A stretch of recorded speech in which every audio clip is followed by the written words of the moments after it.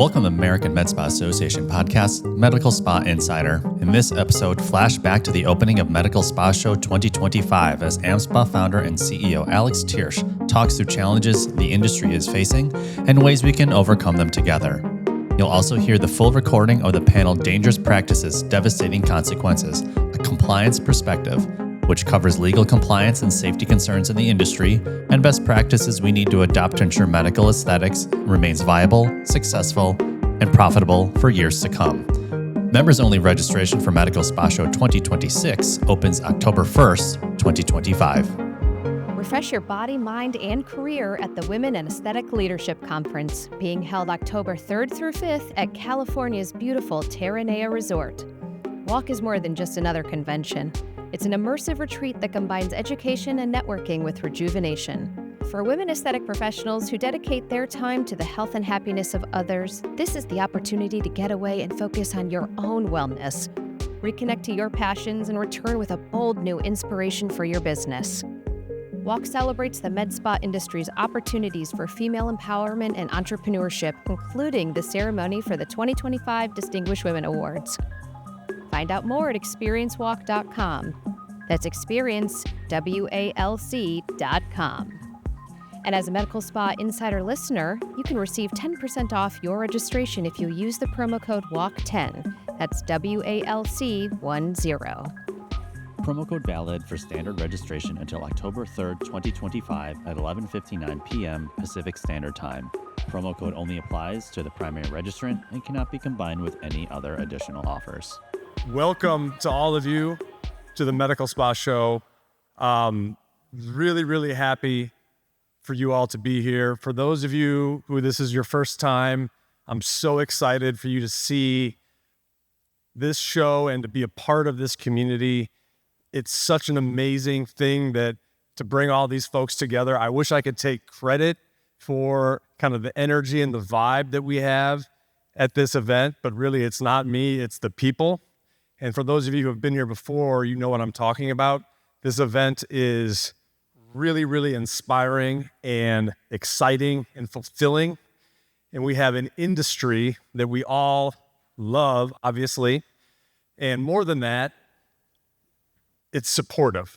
And this year, we're talking very much about being together, moving forward together toward tomorrow, together in various different ways, and that couldn't be more true than today with what we're facing.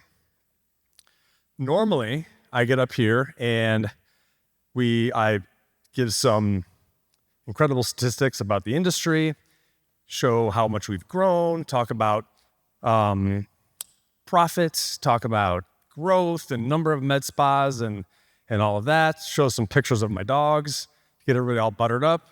And then we talk about our incredible party. Maybe I give a little bit of a warning or two about compliance.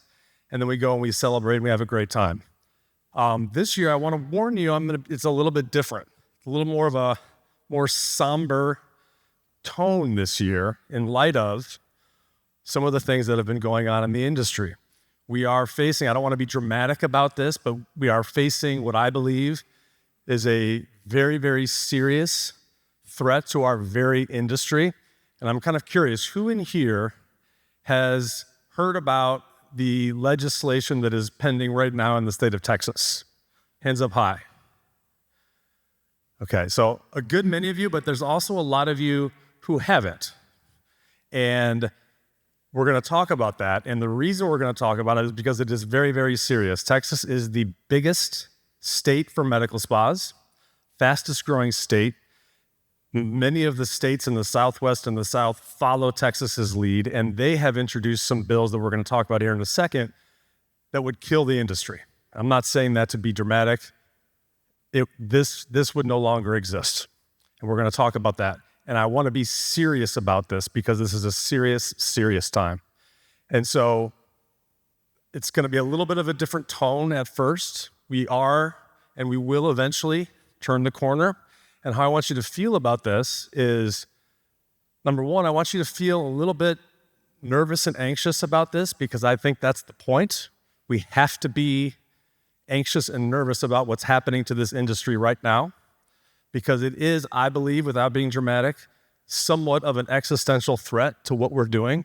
This industry is an amazing thing the way it's built, but it will not exist if what happens in Texas goes through in the rest of the country. So I want you to feel a little bit of anxiety about that. I want you to feel some distress, but at the same time, I want to turn the corner, and then I want to feel optimism, hope, because the answer is that together we have an answer to this, and there is a way through and a way forward. And so by the time we get to the end of this presentation and the end of this session, I promise we're going to be feeling a lot better. We're going to be feeling very fired up. We're going to be feeling optimistic. But most importantly, I want us all to be feeling energized and determined to get together to make sure that we're protecting this industry that we all love so much, all right? And just joking, I'm going to show my dogs. Oh, Bubba. My wife and I don't have kids, so we have pets. Oh, Bubba.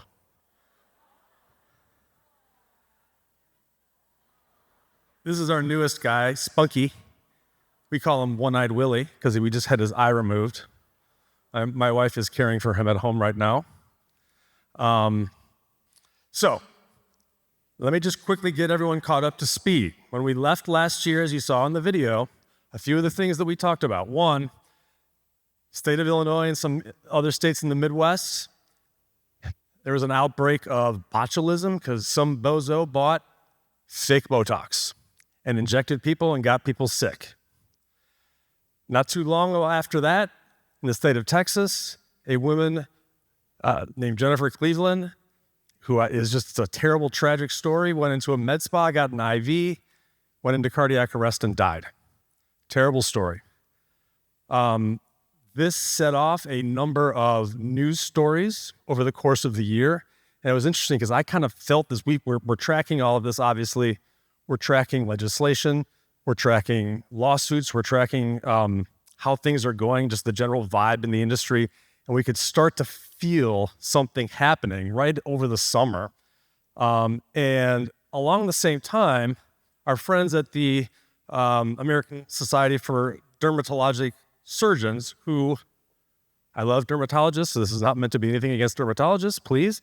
They have a series of studies that they have published that tends to say, in sum and substance, that physicians and non-physician providers, so NPs, PAs, who are performing medical spa treatments are not safe. And that generally speaking, dermatologists, plastic surgeons should be the ones who are running medical spas. And I'm oversimplifying, but that is generally what they're saying. And they published a bunch of these studies. You can find them all on their website. They're not hiding it. They even have a whole website that shows basically every single bad medical spa news story in the country for the last 10 years. It's all listed there, whole website. This whole campaign saying med spas are not safe, basically.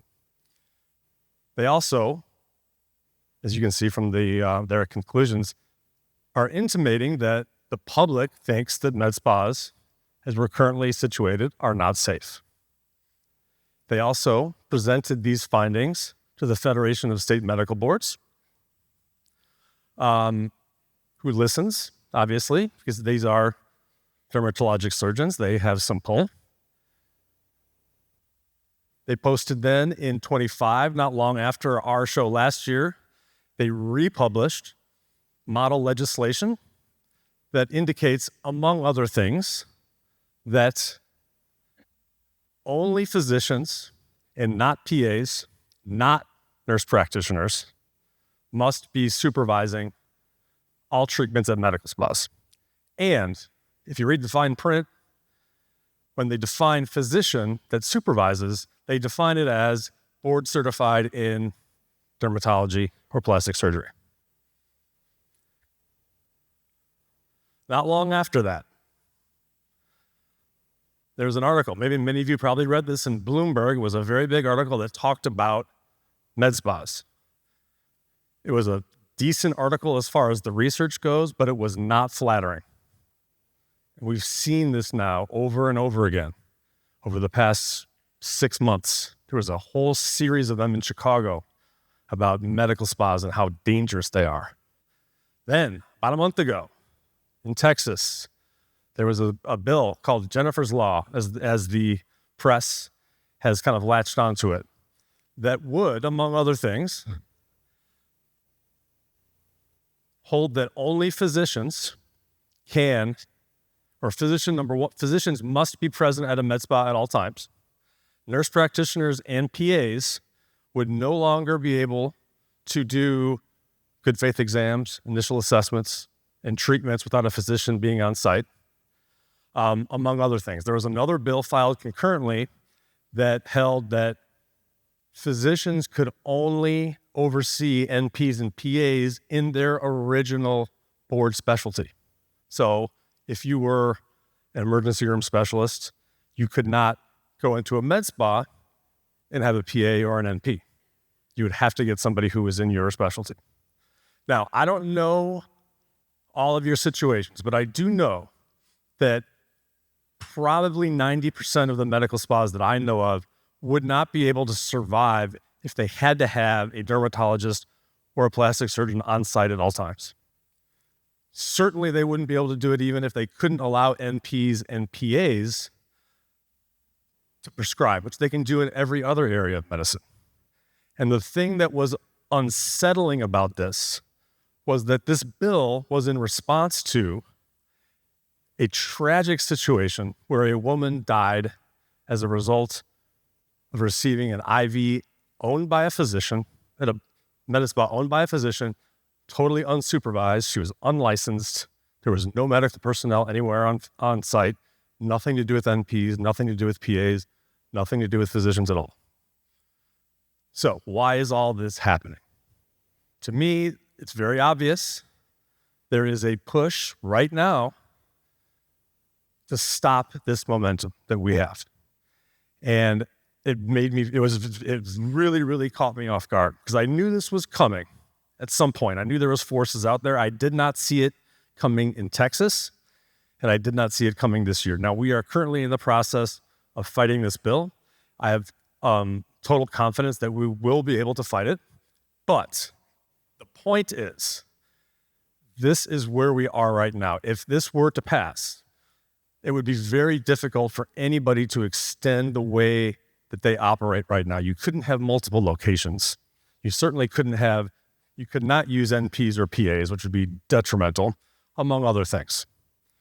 So I'm not saying this, though, and I want to be really careful about this because I'm not saying this to come out and piss off dermatologists, because they have every right to advocate for whatever they want, even though their study was complete bullshit. Besides that, they have a right to do that. And nor am I criticizing the bill that was filed in Texas, because Jennifer Cleveland's family has every right to demand change and to be upset about what happened. Because even if the studies are crap, you don't need good studies and data when you turn on the television and people die in a med spa, right? Or crazy stuff happens where people are getting disfigured, or you're buying Botox underground. That stuff is going to kill us. So now the question is, right now, our obligation is not to attack the other side necessarily. It's what are we going to do together right now? Because this is the time. It's not going to be next week, next year. It is right now. We have the answer and the power. I have seen this industry, when they're motivated, can do anything, because we have all different levels of practitioners, nurses, PAs, NPs, plastic surgeons, physicians, derms. All of us are on the same team. And when we motivate together, when we get together, we can do anything. But the time is now for us together to decide whether or not we're going to have an industry that is going to protect patient safety advance patient safety, and how we're going to actually achieve that as an industry. If we don't do it, someone's going to do it for us. And they're doing it for us right now. And the result is not what we want. So, what do? We have to start now, getting together. There's two things that I want us to think about. One is obviously doing this together, united is much better. And then the second thing is we have to have the focus on patient safety. That has to be first, second, and third. We have to show the public and everyone else that we are a safe industry. And the only way that we're going to do that is by together convincing the public that we are a safe industry. Are we going to have minimum standards? Are we going to have credentials? Are we going to have our own internal governance where we can say this is what safe is, this is what not safe? Or are we going to allow whoever wants to inject to inject? Same thing goes for industry. Are they going to train anybody without regard to whether they're a provider or not? If we don't make those decisions, someone's going to make it for us. We're going to talk about that right now with a panel. I think that there's a lot for us to talk about. What I do want to say is that the next steps are, we are motivated at AmSpa. AmSpa is the American Medical Spa Association. For those of you who don't know, we run MSS. We are motivated now to organize. And there's a few things you can do. Please come to our booth in the exhibit hall. State chapters and affiliates, we've started now, I think 5, and we're working on more. I get them wrong: Georgia, Texas, Tennessee, California, Utah, but others. We want local representation so we can find out about this stuff as well. We have a Society for Aesthetic PAs. We're launching an injector credential to actually provide some standards of safety and anatomy. So for what is a safe injector, advocacy. We want to make sure that we are prepared when this happens again, because this is not the end. When we beat this bill in Texas, which we will, it's not the end. This is the beginning. And if this were to happen in California, I don't know. That would be difficult. So we've got to get together and we've got to do it now. And if we do that, I'm telling you, we can kill. There's nothing that is going to stop this industry, this group of people, from moving this industry forward together. And I'm very, very sure about that. So let's turn the corner now, get over some of the depressing stuff, because there's a lot to look forward to. First thing is our party tonight, which is going to be amazing. If you want to forget about all this stuff, let's just come and party. Make no plans. Come to Club XS tonight. If any of you have been to this before, we don't mess around. There's a saying, ain't no party like an AmSpa party, because an AmSpa party don't stop. Except we do have to stop at around 9:30 or 10 because it kicks out. But normally it doesn't stop. But please come. This is a time to enjoy, to be with one another. The exhibit hall, please go visit the exhibitors. They're a big part of this. This is a time to get out of your shell and to talk to folks. This is your tribe, right? These are your people. Everyone in here, we're in the same boat. And so I'm very excited for all of you to be here and to experience this. We're going to get started with our panel. I wanted to say thank you all for coming. Sorry to depress you, but this is the beginning, not the end for us. We're going to go ahead and we're going to kill this. So thank you all for coming. Appreciate your time right now. We're going to go get started with our panel. So panelists, please. Okay. Nicole, Gregory, Urban U, also kind of a visionary in your own right, started the Michigan Medical Spa Association, which I think is amazing. Kate D, who owns a medical spa in Washington, and the author of Medical Spa Mayhem, which all of you should read, because honestly, a lot of the stuff that I just talked about touches on a lot of that. Michael the Hammer Byrd from ByrdAdatto, lawyer extraordinaire. Patrick Blake, our resident dermatologist, who we have some questions for. And ByrdAdatto, the other half, ByrdAdatto, the law firm that powers AmSpa. So Patrick, I got to start with you. because I assume you heard what I said. I love dermatologists most of the time. I think they're great. I just have to, I want to understand where this is coming from, because there is no question that there is a segment out there that is really, really, really angry at what has happened and the way the industry has gone. And although I try to find other pockets of where this might be coming from, it does tend to come back to a segment of dermatologists who don't seem to want med spas as they're currently situated to continue. And as a derm, I'm curious kind of what your thoughts are on that, and where's this coming from? Are medical spas, in your mind and in the minds of derms, are they safe? How do we get past this? Yeah, I mean, for whatever hate mail or messages folks have had from dermatologists, I can promise you I've had more, a lot more probably. So I don't fully understand it, but I would say there's a few different things I see. One is, as a field, it tends to be a bit insular. And I think in general, in life or in work, if you don't expose yourselves to other people, you can kind of get into an echo chamber. So I've seen that happen a lot.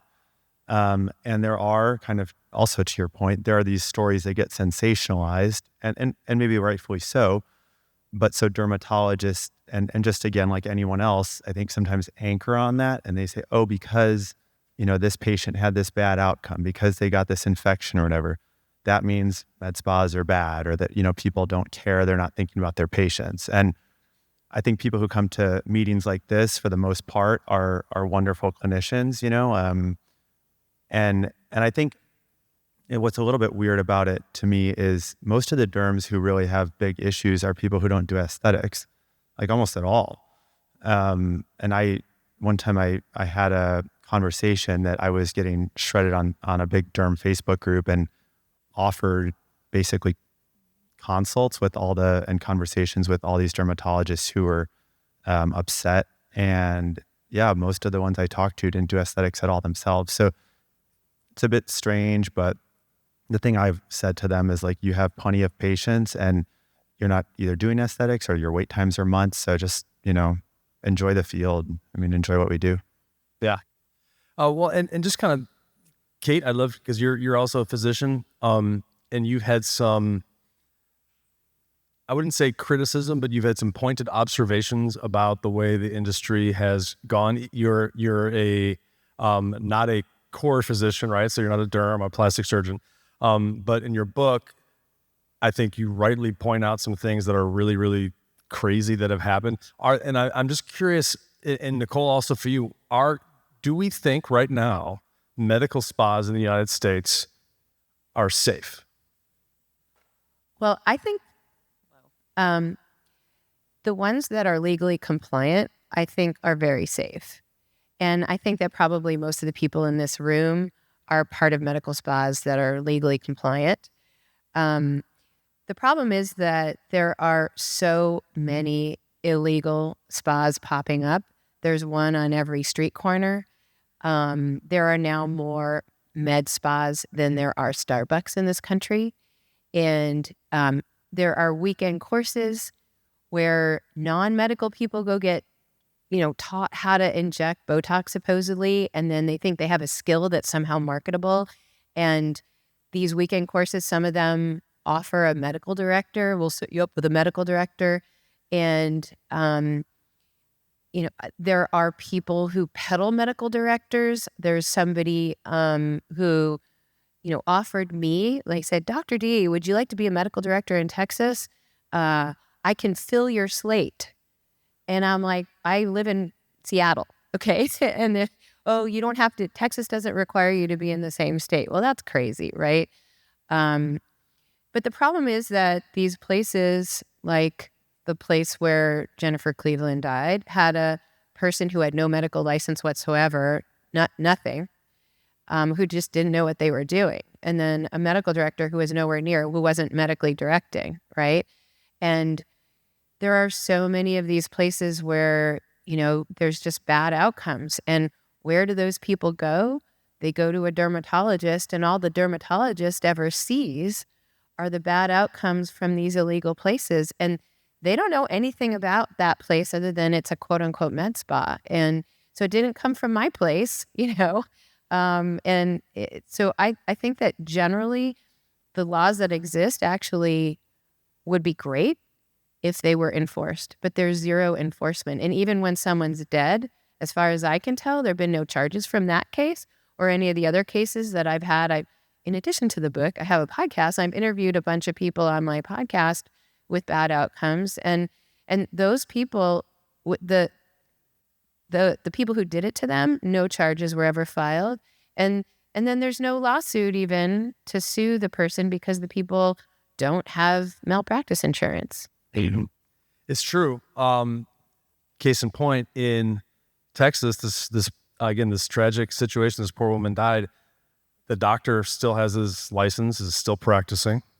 There have been no charges filed. There's been, what we can tell, no lawsuits filed, right? Everything is just kind of going on. And yet here we are on the receiving end of this.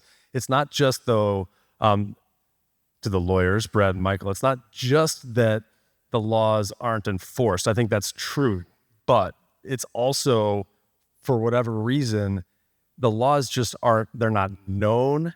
And it's almost like there's an implicit acceptance that they don't apply, which is just bizarre and to me.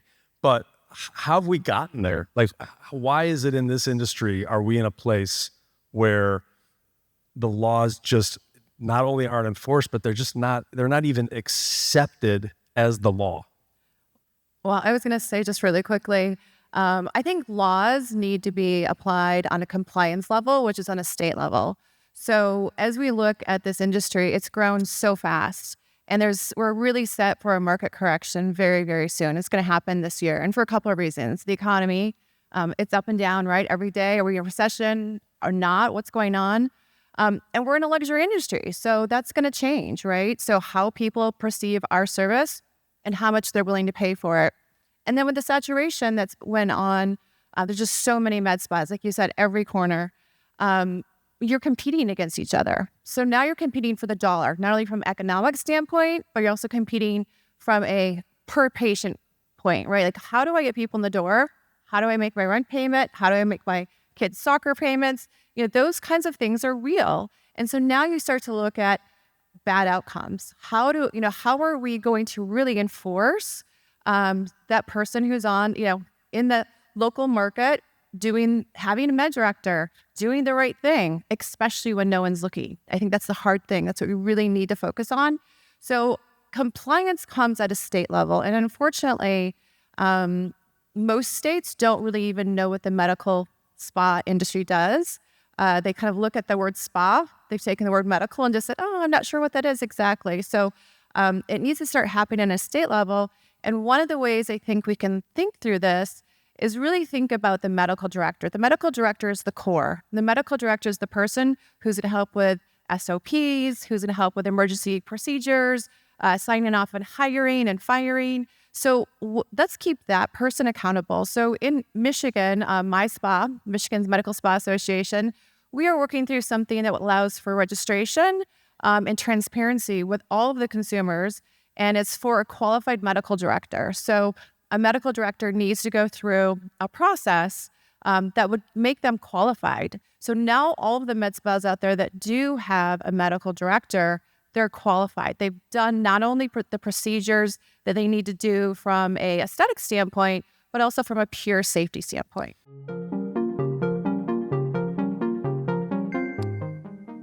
Hey everybody, this is Alex Thiersch, and I want to thank Nextech for their support of this podcast.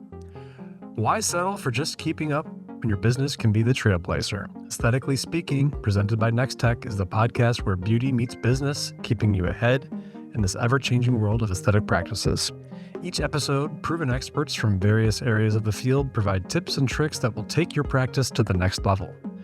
Pair the podcast with Nextech MedSpa, their sleek, modern software solution built to scale alongside every phase of growth for the lifetime of your business. You can book appointments faster, easily collect payments, and drive revenue through the roof. With an end-to-end personalized platform built specifically for your needs, your team won't have to fit into a one-size-fits-all software anymore.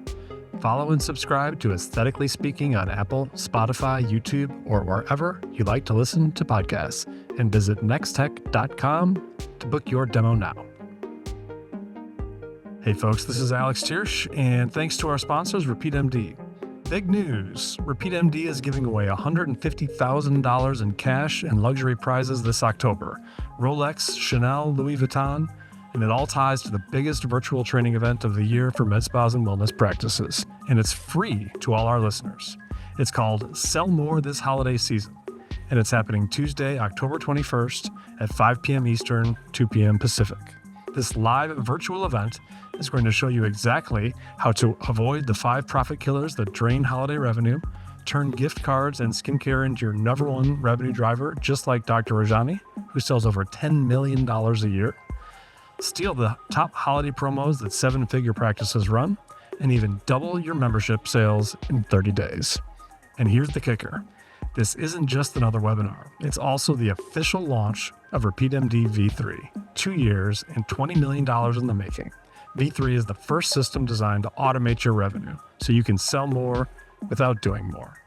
So if you're someone who's serious about making this your best holiday season ever at your practice, you need to be there live. Register now at repeatmd.com/sell more. That is repeatmd.com/sell more.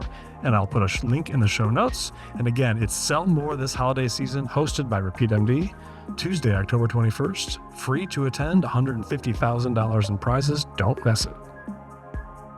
So that's true, but I guess my question again is, that was already true in Texas too, right? That those laws existed, but they weren't.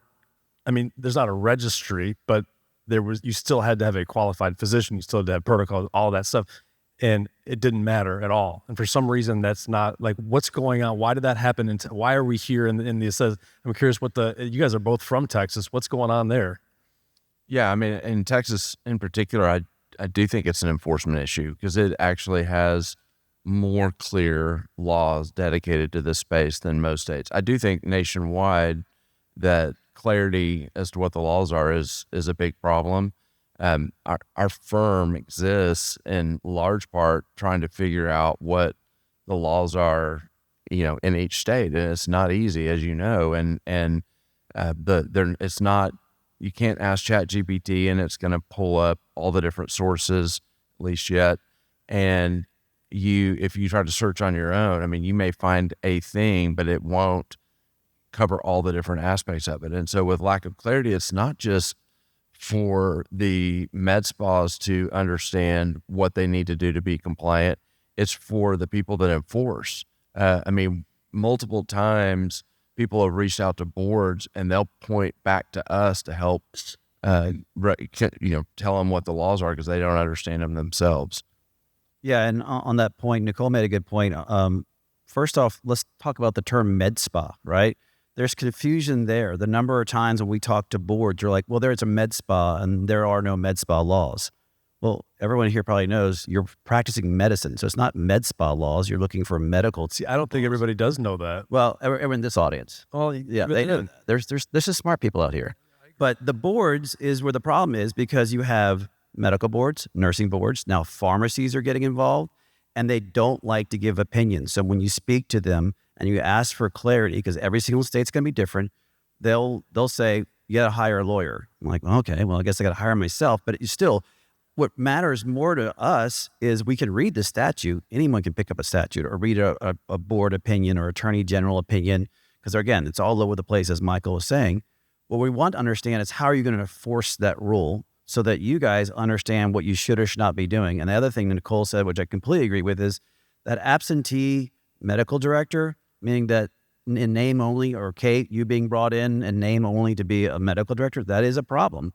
You need those who have those medical directors, there needs to be engagement. So we do get pulled in these medical board investigations, and sometimes they lead to good outcomes, but sometimes they don't. And your reputation is damaged throughout that process. So even if you win, it could be a year from now before you really get a resolution. And I know I worked really hard to get my license, and I'm sure any that nurse practitioners or PAs or doctors, y'all worked really hard to get yours, and you want to protect that. And that's why engaging that medical director, making sure they're engaged with you. They know what they're doing. They know who's servicing your patients. All those are really critical elements to show that you are practicing good medicine in your med spa. So what, like looking, I mean, there's so much for us to talk about, but looking kind of forward at the legislation was filed in Texas. There's model bills that are out there talking about kind of how med spas operate and how they should operate. We've got 2 physicians on the panel and then a med spa owner. Like, is this the kind of thing where you need to have a physician on site at all times? Can nurse practitioners and PAs who are trained and under the proper delegation protocols and all that operate a medical spa, not necessarily independently? I'm not talking about legally independent, but where you have multiple locations and you've got a physician at one and an NP at another. To me, that's how it's operated, and I see no issue with that. It seems safe to me, but that seems to be kind of the model that's under attack. What do you think about that? I'm curious, both of you. Well, I think that it can be completely safe. I mean, I am not in my spa every day, although I am about 5 minutes away in my home office if I'm not there. But I think the critical thing is that I know it's my medical practice. It's my liability. It is, if anybody gets sued, it's me. And the only way I could take that responsibility on is by knowing all of my people. So I have 2 PAs and an NP, and I have 3 master estheticians, and I know them. I've trained, I've trained them partly, not everybody came fully trained, right? I check in with them all the time. I stop in my spa multiple times a week. I answer questions. We have a Slack channel. I answer questions all day long. Some are business, some are medical, but I can vouch for them because I know them and I know how they practice. And sometimes, they might come up with a question or something. I'm like, no, I don't want to do that. This is why, or that's a great idea and this is how I would do that. But I know it's my practice. And I think that the dangerous thing is when there is somebody who's the medical director who is in name only. They don't really know the providers.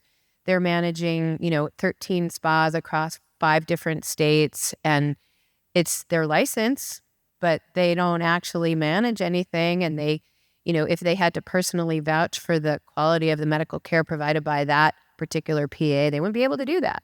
And I think that is wrong. And I think that, that's why a lot of places have gone down this road. And that's just places that actually have a medical director on the books, which a lot of these places don't.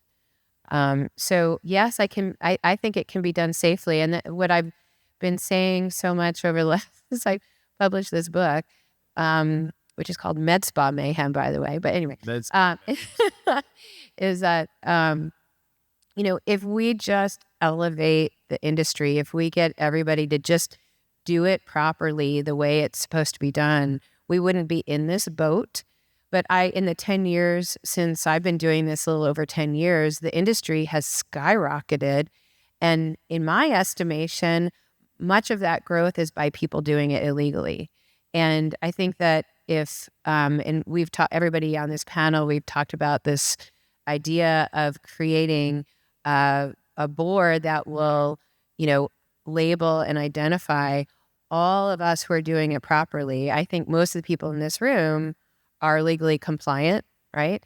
And if we could have, some kind of certification and labeling of all of us who are doing it great, right? Then it'll be very well known. We'll just make sure you're going to one of those certified places, right?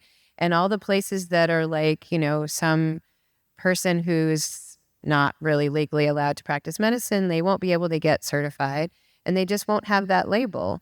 And that way, we can elevate ourselves and put ourselves out there. I think that's the biggest thing is we're all mixed in this same giant box of quote unquote med spas, and walking into a place like mine looks lovely. There's lovely people there greeting you, and it's my practice.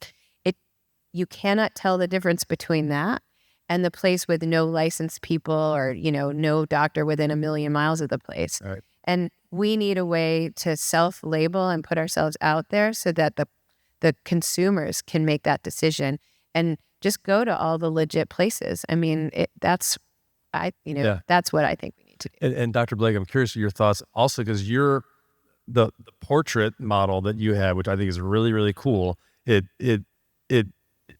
Innovation is one of the things that we're also dealing with in this industry, and I think is really cool. But it's, telemedicine becomes a thing, and you've got NPs and you've got folks who are remote. Just tack on a little bit to that thought and how that works and how that can be done safely and what needs to happen in order to do that safely. Yeah, for sure. Definitely do not need physicians on site. I think that's just, crazy, frankly. But I still oversee providers myself. I'm collaborating and supervising physician for several providers in California. I think it is a really good opportunity with technology and telemedicine.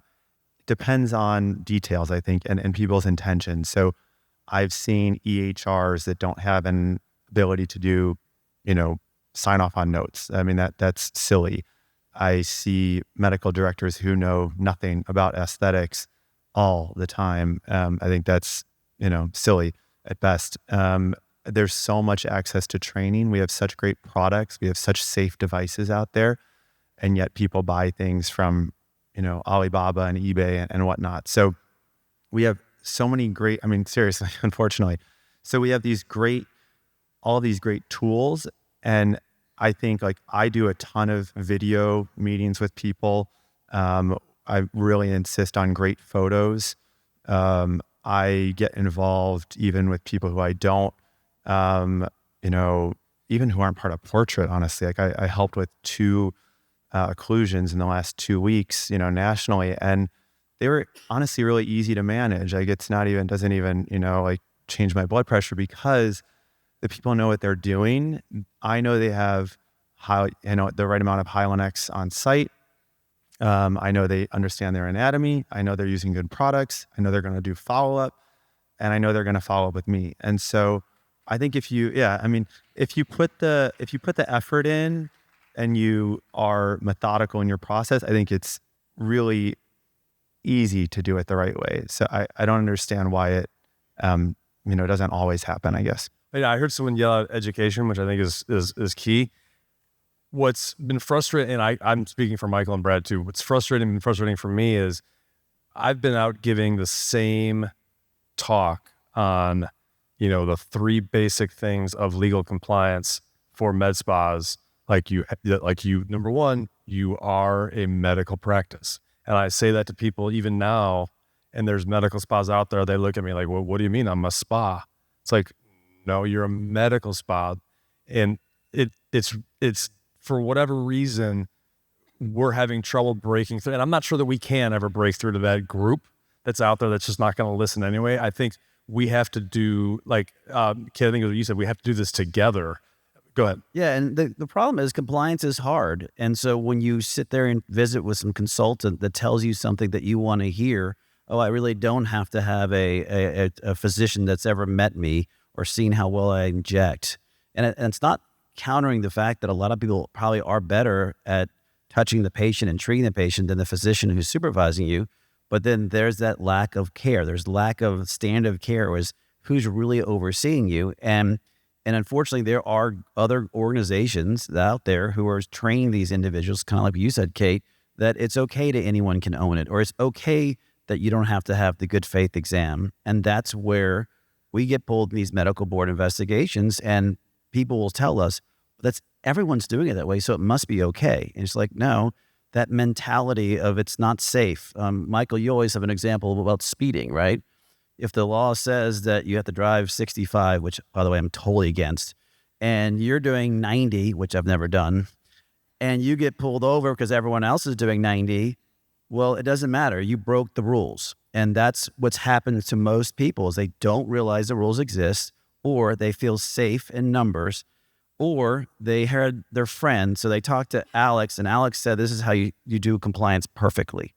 But then they leave and they start their own place. And they talk to Michael, and then they talk to someone else, and they talk to someone else, and all of a sudden it's been diluted how to do it correct. And so you drift out of that compliance. And that's, again, we're trying to prevent for you guys so that you don't have the industry, you don't have people like Texas come in and bring this catastrophic bill. And once Texas passes this, trust me, I mean, when I used to work with legislation back a million years ago, they'll go to these meetings and they talk among themselves and say, what new laws have you passed? I mean, my sister's a state rep, and she goes to these meetings and they talk about, oh, yeah, that sounds like a good law. We should pass that in Louisiana now. That's why it's so important to get ahead of this, and that's why it's so important to be compliant right now. Yeah, I'll add to it's the bad actor cases that's causing all of this, and so that's what's so tricky. And I think the absentee physician that we've talked about is critical because it starts there, and you have someone that's lending their license, they're not trained, and they're not overseeing things. The other thing is a lot of states have general supervision or general delegation laws that basically allow anyone that the physician deems fit to do procedures. And so you can have an unlicensed person in Texas do injectables. To Alex's point, we've been harping on this for years. Just because you can doesn't mean you should. And so you have some unsafe situations, even with engaged physicians, where people are doing things that they shouldn't be doing. And so that's an area that, that can be taken. And then, of course, the recipe for disaster is when you have the, unengaged physician, the absentee physician, allowing people that are unlicensed to do things. And you're kind of checking the box that you're following the rules in that state. Nicole, I would love to hear your thoughts on that, but you have an interesting perspective too, because Michigan, which I didn't realize this until I met you a couple of years ago, is a very active state as far as legislation. You've been kind of dealing with this, seeing what they're trying to pass. And then also, I think, which is interesting, and I think folks should know, what you have to do to try to educate the legislature, because they do not understand what they're dealing with, right? So when you say medical director, qualified medical director, you might as well be talking Mershon. Right. Well, I think it goes back to your question of, should a doctor do a good faith exam? I don't remember the last time I had an ailment. I said, I'm going to go see my RN, right? Like, I'm going to go see my doctor. And RNs are great. Everyone's great.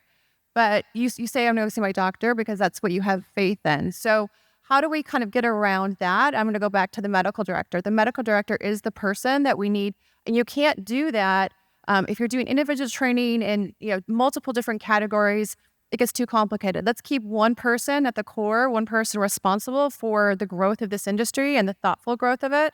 So yes, when we're trying to explain this legislatively, it gets really hard. There was a bill that came through 2-3 years ago, Bill 1068, and it wanted to get rid of RNs injecting at all because someone in the district of one of the legislators had a bad outcome and said, hey, you need to do something about this. This was an RN that had, this was the issue. Well, was it really the RN or was it the medical director who didn't take the time to educate, as you said, as an occlusion, how do we fix this? It never passed, it didn't go through, and there's a lot of work through the education of that. But no, it's a very active state. I think every state has different legislative processes. But it is very important if we're going to grow this industry. I think one of the questions, Alex, you brought up to us, you said, hey, if we could kind of start this industry over, what would it look like? And we can't start it over, but we can start from where we're at, and we can start thoughtfully of going, hey, I am, just as you said, Kate, responsible. I am responsible for all these patients. I'm responsible for all of these providers that work for me or with me. And so you really have to take accountability to that. And as you said, you're not going 90 and everyone, speed limit 65 just because everyone else is doing it. So I do believe we can raise the industry up if we're working together. But legislators are grabbing onto this. We just had a bill this past year that we had to kind of fight through a little bit where estheticians were going to be allowed to do laser, which again, it's medically assigned, right? So I think the question is how are we going to do this together? Yeah, I think the thing that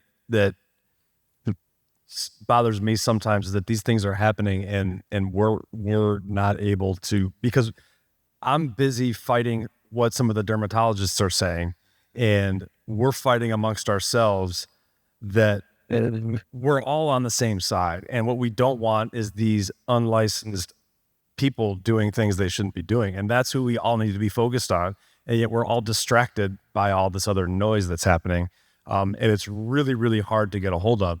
I also think we can't allow the states, the medical boards, or the enforcement agencies like the Illinois Department of Financial Regulation. Wow, they're amazing. Like, we can't allow those agencies to do the things for us, because they will screw it up so bad. So the only way is for us to figure out the rules that we are going to follow as an industry together and set the bar, and then follow them, and then hold each other to that standard. And that means if someone's not following it, you call them out, and eventually that's gonna. I mean, is that the answer? And you talk about what you're doing, Kate, with the boards. I think that's cool. Yeah. So I, along with many panel members here and people across the country, are coming together and forming a new Medispa board. And what our goal is to provide a certification for everybody who applies and is legal. So, all the criteria, which I can guarantee the vast majority of people in this room are already doing.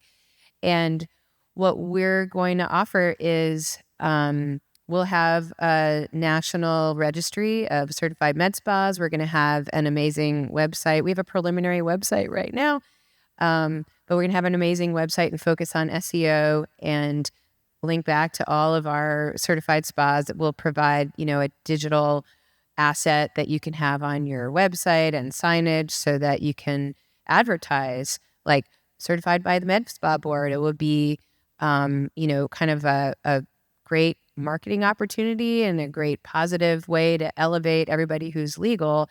And that way people will be able to just ask, well, is it certified? And that way they'll know, okay, well, I'll go to a certified place. Because one of the things that came out of writing this book is that, it's really about the entire industry, okay? And much of what we've been talking about is this turf battle, because it's not just a turf battle that we've talked about, but even among PAs and NPs and all. Anyway, but so after every chapter, I had this list of questions, well, what to ask before you go, right? And it's really complicated because even after, reading the book, I've had people ask me questions like, well, what about this? What about that? How can I tell? And I realized recently when I was trying to vet somebody who I figured out, took me about 20 minutes, that one of her med spas, she had two med spas. This is a nurse practitioner, one in Arizona, one in California.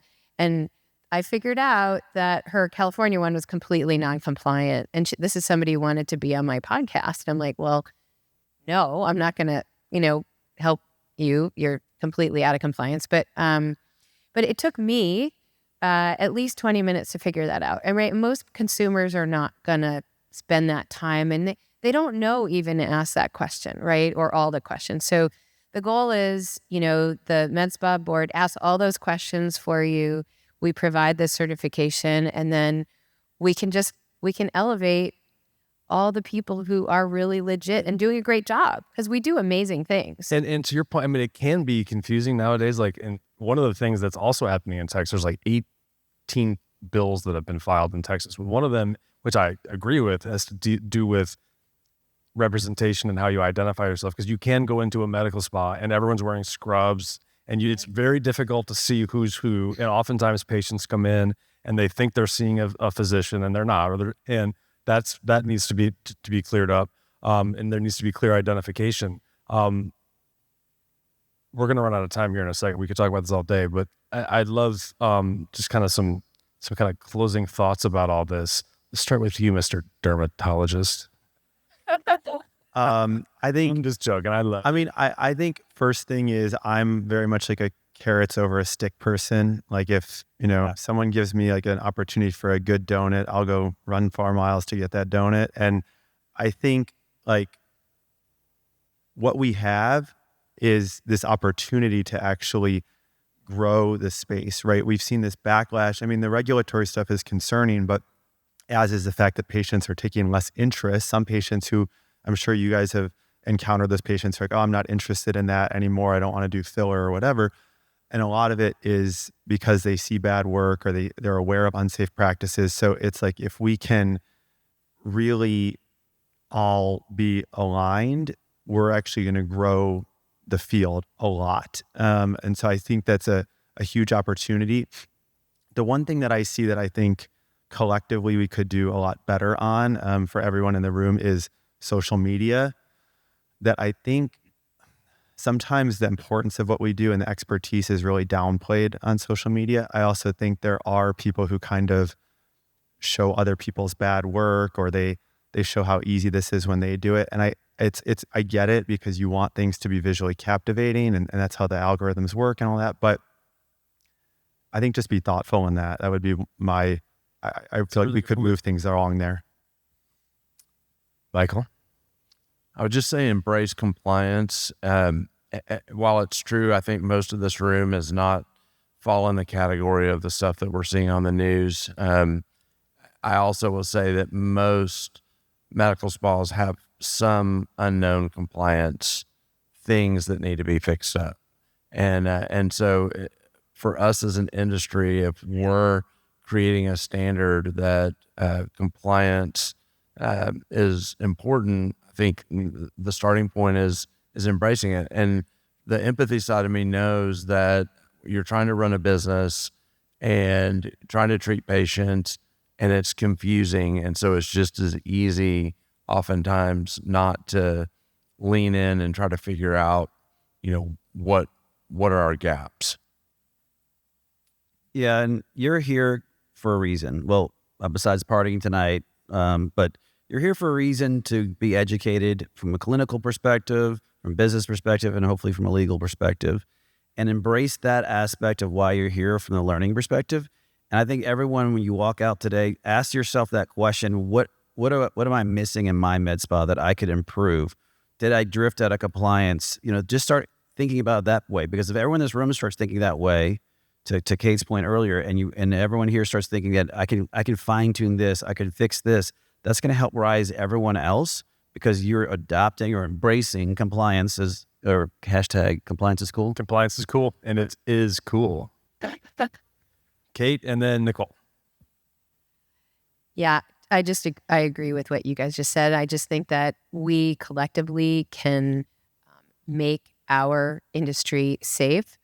And I think that the more we advertise, the more we talk about like what we're supposed to be doing, and not gloss over the practices that are not, because I have found, that there's a lot of glossing over of the non-compliant people. Okay. And there's just a ton of them, and we can't pretend that they don't exist anymore. And in my personal opinion, the stick doesn't really work, and we're not going to rely on government to do enforcement.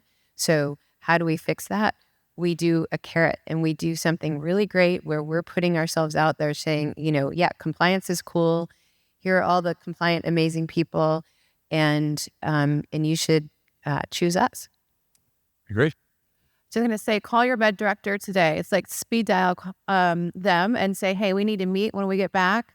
Make that plan of what you want to do to raise your practice, but also call those locally. Yes, they might be competition, but sit down, have coffee with them and say, what do we want to do? How do we want to raise this industry? And if there's a local association, there's some on the AmSpa site, and as well a few others in the country, find them and find out how you can support and be a part of it, because I know this isn't sexy or fun, but it is cool. And if we don't do something now, not only will we see a recessionary correction in the market, we'll see a lot of bad outcomes coming too. I think it should be compliance is sexy. Yeah, that is better. Thank you for all that. I think that's all great advice. Get involved. Really, we've all got to get involved, and we need to get involved now. We can't wait. I don't care if it's with AmSpa or somebody else. but we've got to get together and we've got to do this together. We came up with the tag, together toward tomorrow. That was before all of this came up, but it's really prescient, and I think it's great to talk to you all, and thank you all so much. This is an important topic. We're going to be talking about it quite a bit. Thank you guys. This has been the American Med Spa Association podcast, Medical Spa Insider, featuring recordings from the main stage of Medical Spa Show 2025.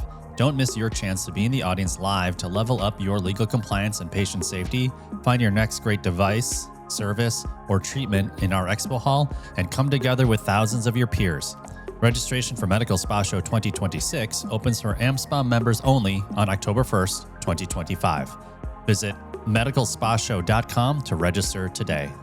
Refresh your body, mind, and career at the Women in Aesthetic Leadership Conference, being held October 3rd through 5th at California's beautiful Terranea Resort. Walk is more than just another convention. It's an immersive retreat that combines education and networking with rejuvenation. For women aesthetic professionals who dedicate their time to the health and happiness of others, this is the opportunity to get away and focus on your own wellness. Reconnect to your passions and return with a bold new inspiration for your business. Walk celebrates the med spa industry's opportunities for female empowerment and entrepreneurship, including the ceremony for the 2025 Distinguished Women Awards. Find out more at experiencewalk.com. That's experiencewalc.com. And as a Medical Spa Insider listener, you can receive 10% off your registration if you use the promo code WALK10. That's WALC10. Promo code valid for standard registration until October 3rd, 2025 at 11:59 p.m. Pacific Standard Time. Promo code only applies to the primary registrant and cannot be combined with any other additional offers. Thank you to our producers, Madeline Muller, Marketing Content Coordinator, who organizes the podcast schedule and guests, provides topics and talking points. And myself, Joe DeGuzman, Technology Operations Manager. I handle the audio and video editing, voiceovers, and tech. Kate Harper, Senior Digital Marketing Coordinator, who makes all of our graphics and manages the podcast platform. Esme Uriastegi, Senior Social Media Coordinator, who makes and posts all the clips for the podcast and posts them to our social feeds. Our music is by Ghost Score. Thank you for listening to or watching the Medical Spa Insider podcast. Please follow or subscribe to wherever you listen to your podcasts and subscribe to our YouTube channel for future episodes. For more information about the American Med Spa Association, please check our show notes or in the description below.